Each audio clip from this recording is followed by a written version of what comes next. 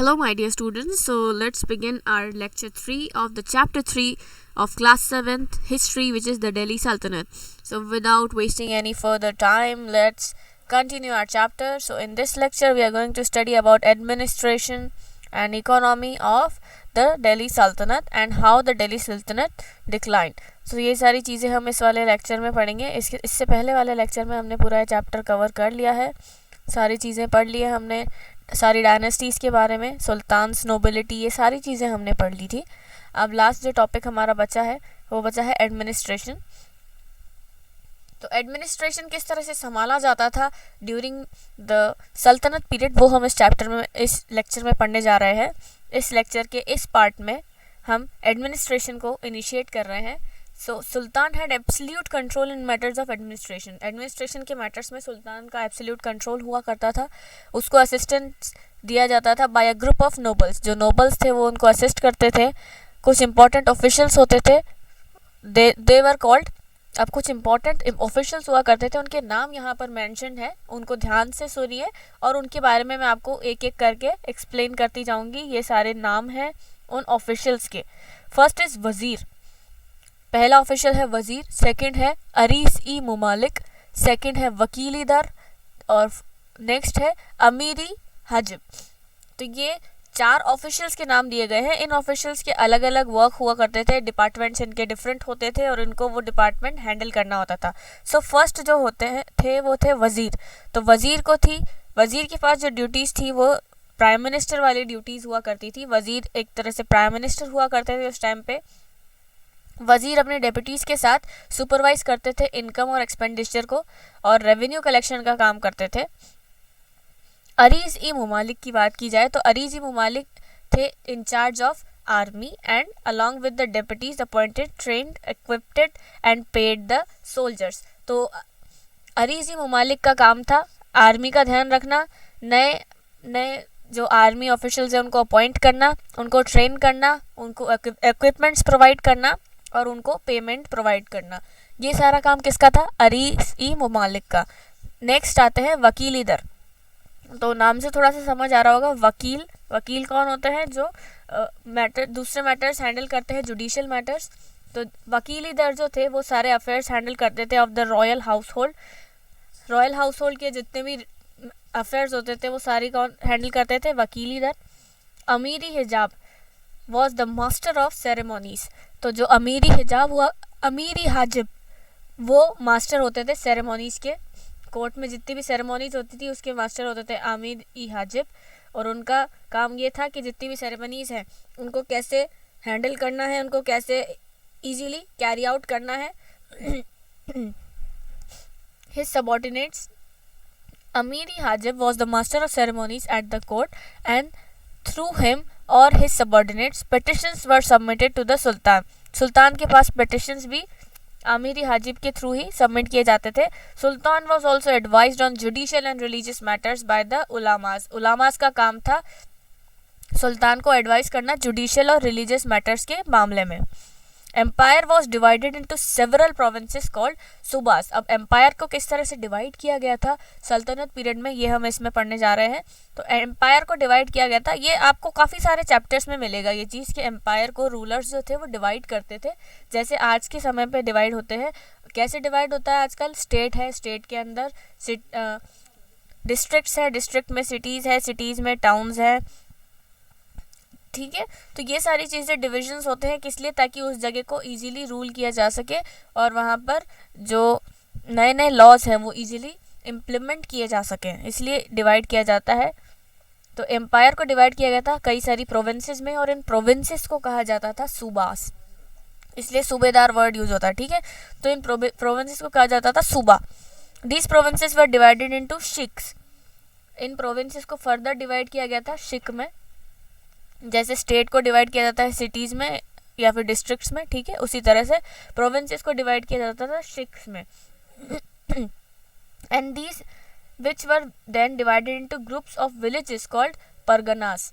तो इन शिक को भी डिवाइड किया जाता था विलेजेस में, जिसको कहा जाता था Parganas. Head of province was the मुक्ति और द इक्तादार. अब प्रोविंस की बात करें पहले से, प्रोविंस को क्या कहा गया है? सूबा. तो जो सूबे का जो हेड होता था वो उसको मुफ्ती या फिर इक्तादार कहा जाता था। The iqtadars were usually the favourite slaves और nobles of the sultan. Iqtadar सुल्तान के फेवरेट स्लेव्स होते थे या नोबल्स हुआ करते थे उस टाइम पे, और इनको सैलरी की जगह पर लैंड ग्रांट्स दी जाती थी। सैलरी नहीं जाती थी, डायरेक्ट लैंड ग्रांट्स दी जाती थी, और इन लैंड्स को कहा जाता था इक्तास। क्या कहा जाता था इक्ता। इसी वजह से इस पोस्ट को कहा जाता था इक्तादार। समझ गए? तो इक्तादार को लॉ और ऑर्डर मेंटेन करना पड़ता था अपने इक्ता में। जो भी लैंड इनको दे दी जाती थी उस जगह का लॉ ऑर्डर की जिम्मेदारी किसकी हो जाती थी? इक्तादार की। एंड दे ऑल्सो प्रोवाइड, और ये सुल्तान को ट्रूप्स प्रोवाइड करते थे, मतलब आर्मी प्रोवाइड करते थे जब भी रिक्वायरमेंट होती थी। कभी भी वॉर इनिशिएट होता था तो ये जो इक्तादार थे ये अपनी इक्ता में से आर्मी प्रोवाइड करते थे सुल्तान को। अब जो मामलुक और खलजी डायनेस्टी थी उनके under iqtas were given only to some high nobles. सब कुछ हाई नोबल्स को ही इक्ता दिया जाता था। इक्ता क्या था? लैंड ग्रांट्स थी। ठीक है, भूलना मत, इक्ता किसको कहा गया है? लैंड ग्रांट्स को। तो मामलुक और खलजी डायनेस्टी में इक्ता कुछ ही नोबल्स को दिए जाते थे जिनकी हाई पोजीशंस होती थी। बट तुगलक्स के अंदर काफ़ी सारे इक्तादार्स इंक्रीज हो चुके थे, नंबर ऑफ इक्तादार्स बहुत ज़्यादा इंक्रीज हो चुके थे। इक्तास वर नॉट परमानेंट। अब इक्ता जो हुआ करता था, मतलब जो लैंड ग्रांट दी जाती थी इक्तादार को, वो परमानेंट नहीं होती थी। इसका मतलब क्या हुआ कि अगर किसी इक्तादार की डेथ हो गई तो उसके बाद उसके जो इक्ता है वो उसकी हेरिडिटरी में उसके सन के पास नहीं जाएंगे, वो इक्तास वापस सुल्तान के पास आ जाएंगे। ठीक है, the iqta went back to sultan so they could not be inherited. उसको इनहेरिट नहीं किया जा सकता था। द हेड ऑफ द शिख, अब इक्ता तो चल जाता था सुल्तान के पास। इक्तादार could be transferred to another Ikta within a specific time period. The both Alauddin Khilji and Muhammad Tughlaq followed these policies under Firoz Shah Tughlaq. The Ikta began to be treated as hereditary rights. Ikta को hereditary rights बना दिया गया था फिरोज शाह तुगलक के under. That is after the death of an Iktadar, his son or son-in-law or his slave became the Iktadar. ठीक है, the head of the shiqs was shiqdar. Shiq के head को बोला जाता था shiqdar. Amil was the head of pargana. The landowners were also known as Muqaddam or the Khoot. So these were the landowners who held the most important positions in the village. The Patwari kept the land records. Land records किसके पास होते थे? पटवारी के पास। Next जो हम topic पढ़ने जा रहे हैं, एडमिनिस्ट्रेशन हमने पढ़ लिया, किस तरह से एडमिनिस्ट्रेट किया जाता था पूरे एम्पायर को, वो हमने पढ़ लिया। अब इकोनॉमी को कैसे बैलेंस किया जाता था वो हम पढ़ने जा रहे हैं। So land was the most important source of revenue. सबसे ज़्यादा रेवेन्यू लैंड से आता था। तो लैंड में जो रेवेन्यू कलेक्ट किया जाता था वो किस तरह से किया जाता था कि हम इसमें पढ़ने जा रहे हैं। अलग अलग तरह के टैक्स होते थे और उनके नाम दिए गए हैं। उन सभी टैक्सेस का नाम मैं word to word literal meaning समझाऊंगी आपको। First is खरज। खरज जो टैक्स, एक टैक्स का नाम है जो कि कल्टीवेशन पे जो टैक्स लगता था उसे बोला जाता था खरज। खरज मतलब कल्टीवेशन से रिलेटेड है, दैट इज़ वाई क्रॉप्स को खरज भी कहा जाता है। तो खरज किसको कहा? खरज टैक्स का क्या मतलब है? जो टैक्स कल्टीवेशन पे लगता है। नेक्स्ट जो टैक्स, खरज में 50% प्रोड्यूस जो होती थी वो सुल्तान तक पहुंचानी पड़ती थी, और खरज टैक्स में बस यही होता था, उनको जो भी प्रोडक्शन होता था उसका 50% पीजेंट्स को सुल्तान के पास पहुंचाना पड़ता था। नेक्स्ट जो टैक्स है वो है चराई। चराई टैक्स उन पे लगता था जिनके पास कैटल हुआ करती थी, भेड़ बकरियाँ जिनके पास होती थी उन पे जो टैक्स लगता था उसे बोलते हैं चराई, क्योंकि कैटल चरती है, खाना चरती है, घास चरती है, that is why the tax is known as चराई। उससे याद रहेगा। जो थर्ड टैक्स है वो है घारी। जिन भी लोगों के पास खुद का घर होता था उन पे जो टैक्स लगता था उसे बोलते थे घरी। घर, हम अपने घर को बोलते हैं घर, दैट इज़ वाई जो टैक्स है उसका नाम क्या है? घरी। तो नाम से आप बता सकते हैं कौन सा टैक्स किस चीज़ के लिए था। ठीक है, काफ़ी ईजी सी चीज़ है और मैंने ईजी मैनर में समझा दिया आपको। तो जो सल्तनत एडमिनिस्ट्रेटर्स हुआ करते थे, they used to measure the land and keep records. Land के रिकॉर्ड्स रखे जाते थे। जो सामंत हुआ करते थे, पुराने लैंडलॉर्ड्स और चीफटेन्स थे, और जो सामंत थे उनका काम क्या था? रेवेन्यू कलेक्शन और असेस करना कि किसके पास कितना लैंड है और उसकी सारी इंफॉर्मेशन स्टोर करके रखना। अलाउद्दीन ने काफ़ी सारे मार्केट रेगुलेशन रिफॉर्म इंट्रोड्यूस किए थे जिसका जो कि मुग़ल पीरियड तक यूज़ किए गए और वो काफ़ी बेनिफिशियल रहे। First thing, he fix the prices of essential commodities. Essential commodities की प्राइस अलाउद्दीन ने फिक्स कर दी थी, जैसे कि food grains, cloth, cooking oil, sugar and horses. उसने कुछ ऑफिशियल्स अपॉइंट किए थे जिनका काम ही यही था कि वो निगरानी रखते थे कि जो सेलर्स हैं वो इन चीज़ों को हायर प्राइसेस पे सेल ना करें और जो फिक्स प्राइस है उसी पे सेल करें। अगर कोई ऐसा करता था, ये रूल तोड़ता था, तो उसे सिवियरली पनिश किया जाता था। सेकंड चीज़ क्या की गई थी अलाउद्दीन के टाइम पे, जो वेट्स थे, जो बाट थे, तोलने के लिए यूज़ किया जाता था सब्सटेंस, उसको स्टैंडर्डाइज कर दिया था, स्टैंडर्डाइज सिस्टम ऑफ वेइंग कर दिया था। दैट इज़ वाई इस वजह से सोल्जर्स और कॉमन पीपल को बहुत ज़्यादा बेनिफिट हुआ था। During the times of food shortages Alauddin issued a system of rationing.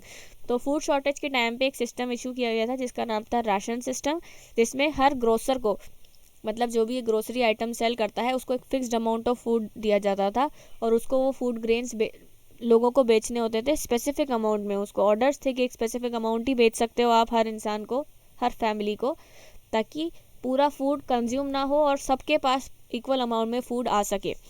इसी वजह से जब फेमाइन आती थी या फिर कोई नेचुरल कैलेमिटी आती थी या कोई युद्ध हो जाता था, तो भी लोगों के पास खाने की कमी नहीं रहती थी। प्लस कभी भी दिल्ली में फूड ग्रेन्स का प्राइस इंक्रीज नहीं हुआ इस मैनेजमेंट की वजह से। ठीक है। Alauddin order the measurement of all the land under cultivation. Cultivation के अंदर जो भी लैंड था उसको मेजर करने के ऑर्डर्स थे अलाउद्दीन के रूल के अंदर। उसने land tax increase, Doab area में लैंड टैक्स को इंक्रीज कर दिया था। पीजेंट्स को जो लैंड है वो काइंड और कैश दोनों में पे कर सकते थे, बट उनको काइंड में ही पे करना पड़ता था। उनको कभी कभी अलाउंस मिल जाती थी कि वो कैश में अपना जो प्रोड्यूस का टैक्स है वो पे कर सके। अब काइंड में टैक्स पे करने का मतलब ये होता है कि जो भी प्रोडक्शन हुआ है उसी को उसी फॉर्म में टैक्स की तरह दे दिया जाए। जैसे कि अगर आपने गेहूँ प्रोड्यूस करे हैं तो जो गेहूँ है उसको, गेहूँ को दे दिया जाए 50% सुल्तान को, और दैट इज़ द टैक्स। तो जितना भी रेवेन्यू ग्रेन कलेक्ट होता था उसको सिटी ऑफ स्टोरेज में ट्रांसपोर्ट कर दिया जाता था। अब जो नेक्स्ट प्रॉब्लम थी सल्तनत पीरियड के दौरान वो थी मंगोल प्रॉब्लम। तो ये काफ़ी बड़ी प्रॉब्लम थी। मंगोल्स का नॉर्थ वेस्ट से काफ़ी ज़्यादा अटैक्स होते जा रहे थे और इसी वजह से हल उस मुग़ल डायनेस्टी में इस चीज़ का हल नहीं निकल पा रहा था। हर रूलर को ये प्रॉब्लम फेस करनी पड़ रही थी।